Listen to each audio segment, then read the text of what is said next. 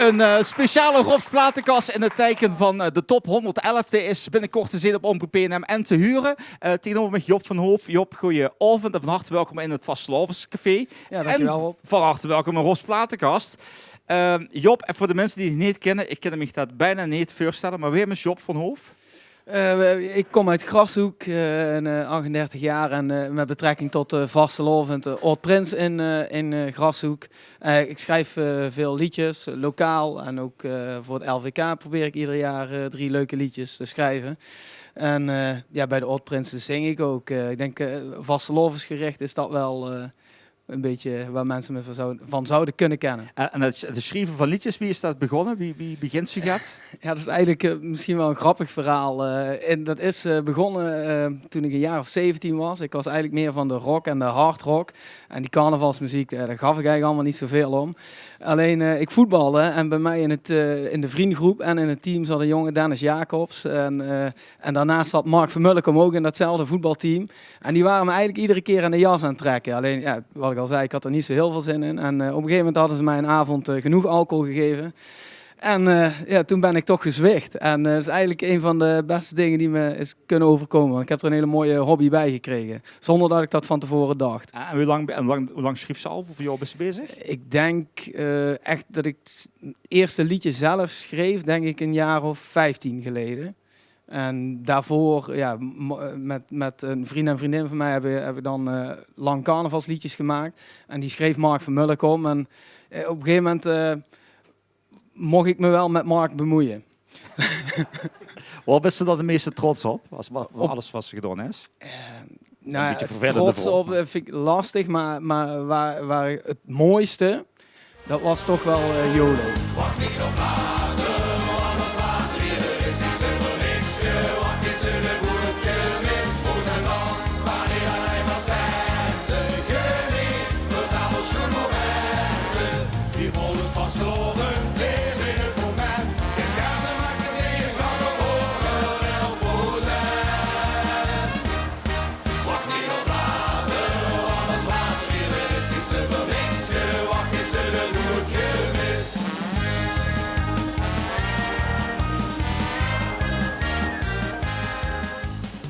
Wacht niet op later met de Prins en Oud-Prinsen. Eerste keer halve finale, waar we eigenlijk al niet zo op gerekend hadden. Toen werd het ook nog finale. En hoe dat liedje leefde en hoe dat ook door het hele dorp echt gedragen werd, dat was wel heel erg mooi. En ook daarna, als je overal waar je liedje zong, maakte echt bij mensen ook heel veel emoties los. En dat best wel een mooie boodschap ook achter het liedje zat. En dus ik denk wel dat ik daar de mooiste herinnering aan heb. Job begon even praten over 3 liedjes die ze zelf is uitgekozen aan de hand van die persoonlijke favorieten. Ik ga dich metnemen. Ik heb 3 jaartallen opgeschreven. Ik moest kiezen 1977 heb ik 2008 en ik heb 2019. Laten we dan maar gewoon bij 1977 beginnen. Dan gaan we terug naar Als de sterren de bovenstralen van Frans Boermans. Als ik me niet vergis, nog op een van de allereerste Jokersplaten. Ja, het is door meerdere gezongen. Ik weet niet wie het heeft geschreven. Maar Wiel Vresjes. Ja, die heeft het ook gezongen, maar ik las ook nog Frits Rademacher ook nog. Inderdaad. Dus ik maar de bekendste versie is denk ik de Jokers-versie, zoals die toen op de Jokers EP, LP verscheen. Waarom Als de sterren erboven stralen? Het is geschreven voordat ik bestond, zeg maar je groeit daar gewoon mee op. Voor mij is het een en al nostalgie. En je zwijmelt er zo lekker op weg. En een hele mooie melodie. Ik vind het bijna, ik noem het altijd Disney-achtig. Is dat dan nog de kracht, de melodie, het geluid? De melodie en weet je, ik kom niet eens uit Venlo, dus ik zie de man niet boven Heringen hangen. En allemaal niet mee opgegroeid, maar toch word je erin mee gesleept eigenlijk. Tenminste, ik. En het geeft me echt heel veel jeugdherinneringen ook aan de carnaval. Nou, we gaan naar kijken, Job. We gaan kijken naar, ik weet niet welke versie, maar we gaan kijken naar Als de sterren daarboven stralen. Als de sterren daarboven stralen en als de maan daarboven Heringen hing en daar nergens in het groen verscholen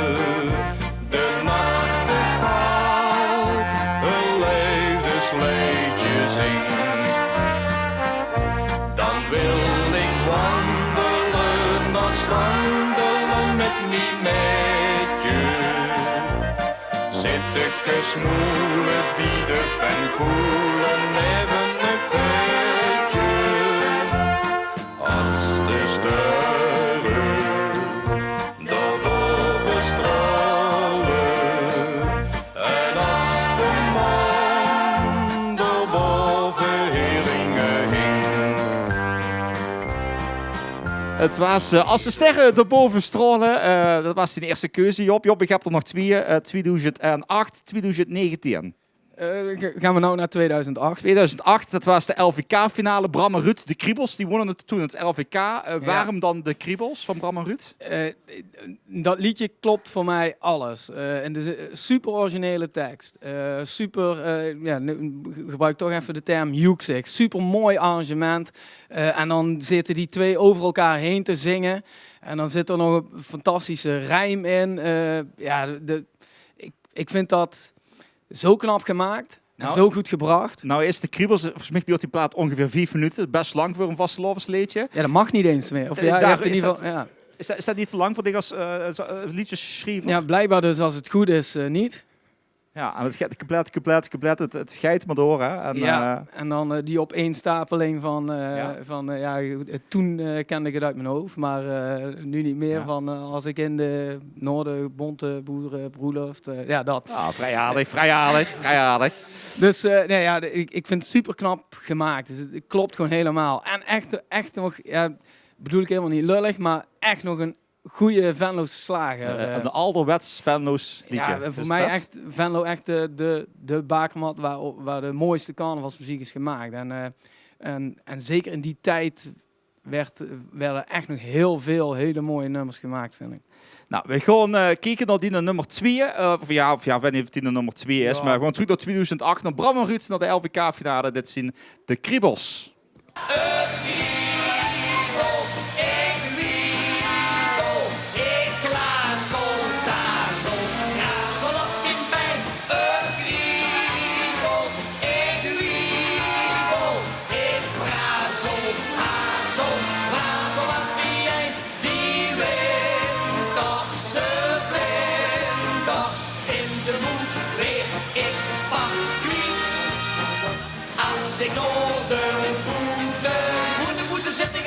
En de boerenproelen wenden hier in Biet. Ja, dan ben ik alle kriebels, alle vlinders en die penningen en pieken en de ganse kwiet. Het waren Bram en Ruud en de Kriebels, terwijl we heerlijk geveelig midden aan het zingen. Job, de laatste, 2019. Groeten uit de vierstand. We gaan halen, we gaan naar Hoondervel. Die wonnen toen het LVK. Dat is nog niet zo lang geleden trouwens. Nee, dat is zeker nog niet zo lang geleden. Nee. Maar ook in dat liedje, en dat is bij alle 3 de liedjes eigenlijk, zijn ook bewust voor 3 verschillende type liedjes gekozen. En dit liedje is, dat is gewoon feest. Ook weer super originele tekst, super origineel tekstidee, super humoristisch. En dan ook nog zo'n catchy yo, waar iedereen mee ligt te gallen. Ik vind dat super goed bedacht. En ook, wat ik ook mooi vind, net hadden we het over hele goede zang. Hoondervel staat niet bekend omdat het super goede zangers zijn, maar je ziet de sfeer kunnen die mannen zo goed overbrengen en de energie. En dat is ook een kwaliteit. De LVK hoeft niet alleen de liedjeswedstrijd te zijn voor de allerbeste zangers. Die moeten er ook tussen staan. Maar zo'n groep met die energie, dat vind ik ook... Sfeer, veel mannen op een bühne. Ik moet ook maar even denken aan die Oud Prinsen en de Prinsen Gras ook. Veel mannen op de bühne. Grote koor, daar is ook een mooi voorbeeld ervan. Ja, het zijn wel groepen die een bepaalde energie brengen. En die misschien inderdaad niet bekend staan ook om de geweldige zang. Ja, precies. maar goed, ze hebben de lol aan. Ze doen het niet onverdienstelijk. Nee. Ze wonnen in 2019 het LVK. Laten we maar gewoon gaan kijken. Goed uit de vierstand. Dit is Hoondervel uit Halen. Goed de vierstand. Goed de volgas alles geven ten. De vriendschap voor het leven ten. Gelukkig zijn we bed, 4 dagen lang aan het perfect. Goed de vierstand. Goed de iedereen de kindse ten. Je gaat niks meer te winsten ten. De route van de zee. De zee voor zich weer.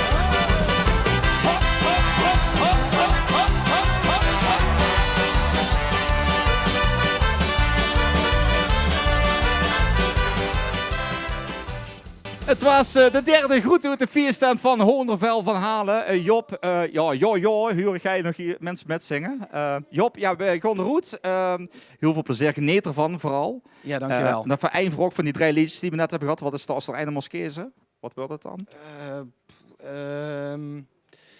De kriebels. De kriebels van Bram Rut. Geef hem even een groot applaus, Job van Hoof.